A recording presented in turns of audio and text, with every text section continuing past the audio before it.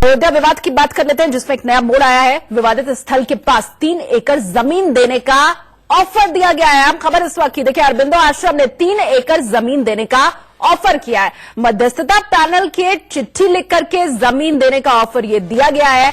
आपसी समझौते से हल निकालने पर जमीन देने की पेशकश की गई है। तो अहम खबर और अयोध्या मामले से जुड़ी हुई ये खबर तो आई, साथ ही एक मोड़ भी आया है। देखिए, अब पूरा देश इंतजार कर रहा है कि जल्द से जल्द इस मामले में फैसला सामने आए और तमाम पक्ष ये कह रहे हैं कि जो फैसला आएगा वही माना जाएगा, बीच में मध्यस्थता हो नहीं सकती है। मेरे सहयोगी आशीष इस वक्त जुड़े और ज्यादा जानकारी के साथ। आशीष, ये 3 एकड़ जमीन देने का ऑफर किस तरह का है?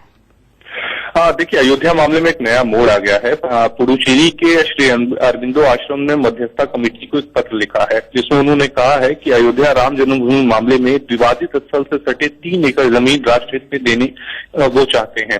आश्रम ट्रस्ट की ओर से मध्यस्थता कमेटी को लिखे पत्र में कहा गया है कि इस विवाद का आपसी समझौते से अगर कोई हल निकलता है तो वो अपनी जमीन देने को राजी है, ताकि देश में शांति और सद्भाव बढ़ाने वाली हमारी आध्यात्मिक शक्ति को और बल मिले। दरअसल केंद्र सरकार ने विवादित स्थल के पास 67 एकड़ भूमि का जो अधिग्रहण किया है, उसमें से 3 एकड़ जमीन अरबिंदो आश्रम की है।